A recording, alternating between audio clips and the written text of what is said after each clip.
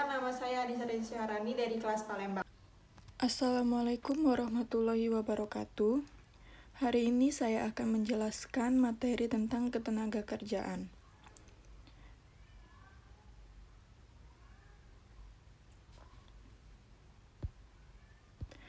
Ketenagakerjaan menurut Undang-Undang Nomor 13 Tahun 2003 adalah segala sesuatu yang berhubungan dengan tenaga kerja pada waktu sebelum, selama, dan sesudah masa kerja. Yang kedua ada angkatan kerja. Angkatan kerja adalah penduduk usia kerja dari umur 15 tahun hingga 64 tahun yang bekerja atau mempunyai pekerjaan namun sementara tidak bekerja dan pengangguran.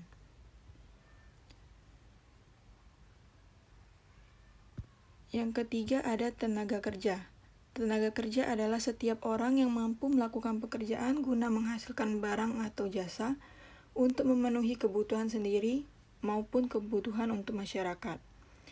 Dan juga tenaga kerja ini dibagi menjadi 5, yaitu ada yang menurut kemampuannya, menurut sifatnya, menurut hubungan dengan produk, menurut jenis pekerjaannya, dan menurut fungsi pokok dalam perusahaan. Baik, kita akan membahas jenis tenaga kerja menurut kemampuannya dulu. Yang pertama ada tenaga kerja terdidik, yaitu adalah tenaga kerja yang memiliki riwayat pendidikan yang tinggi. Pendidikan tertinggi pada tenaga kerja terdidik adalah maksimal lulusan sarjana. Contohnya adalah guru, dokter, insinyur, polisi, dan lain sebagainya.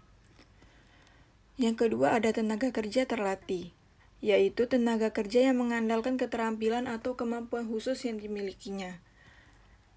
Tenaga kerja terlatih ini tidak harus orang-orang yang memiliki riwayat pendidikan yang tinggi, namun mampu menguasai keterampilan tertentu dan memiliki daya tangkap yang baik. Contohnya itu teknisi, akuntan, dan lain sebagainya.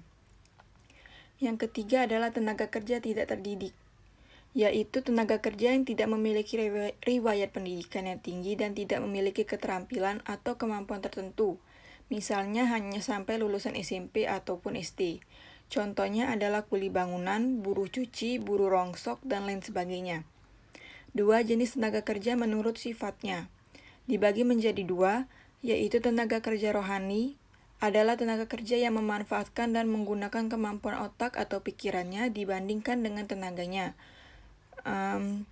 Contohnya adalah direktur, manajer, kepala divisi, kepala cabang, dan lain sebagainya. Yang kedua adalah tenaga kerja jasmani, yaitu tenaga kerja yang lebih mengandalkan tenaganya dibandingkan kemampuan otaknya atau pikirannya. Biasanya jumlah tenaga kerja jasmani ini sangat banyak dibandingkan dengan tenaga kerja rohani. Contohnya adalah buruh pabrik. Yang ketiga, tenaga kerja menurut hubungan dengan produk. Dibagi menjadi 2, yaitu tenaga kerja langsung, adalah tenaga kerja yang biasanya terjun langsung terhadap suatu barang atau produk. Yang kedua adalah tenaga kerja tidak langsung, adalah tenaga kerja yang ada hubungannya dengan suatu barang atau produk, namun tidak terjun langsung terhadap produk tersebut. Contohnya adalah tenaga kerja yang mendesain suatu produk yang dipasarkan.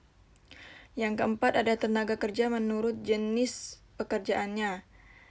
Dibagi menjadi 3, yaitu tenaga kerja lapangan, adalah tenaga kerja yang langsung terjun ke lapangan, contohnya adalah marketing lapangan. Yang kedua tenaga kerja pabrik, yaitu tenaga kerja yang biasanya bekerja di suatu pabrik, contohnya adalah buruh pabrik.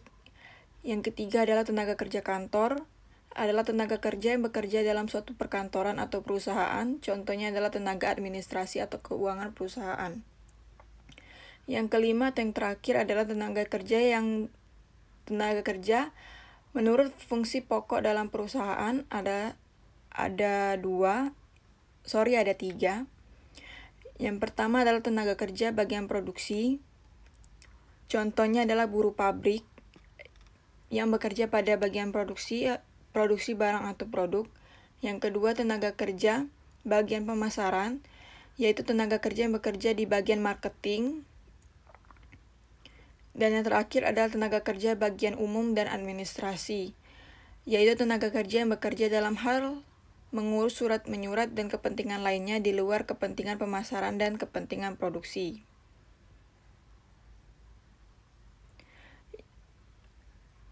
Di sini juga ada pengertian kesempatan kerja, yaitu tersedianya lapangan pekerjaan bagi angkatan kerja yang membutuhkan pekerjaan.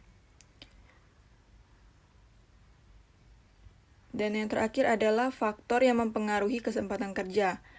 Yang pertama adalah pertumbuhan penduduk, yang kedua tingkat upah atau gaji, yang ketiga kondisi perekonomian suatu negara, dan yang keempat kualitas atau produktivitas sumber daya manusia. Baik, itu saja materi yang dapat saya sampaikan. Lebih dan kurang saya mohon maaf, dan kepada Allah saya mohon ampun. Wabillahi taufiq wa hidayah. Wassalamualaikum warahmatullahi wabarakatuh.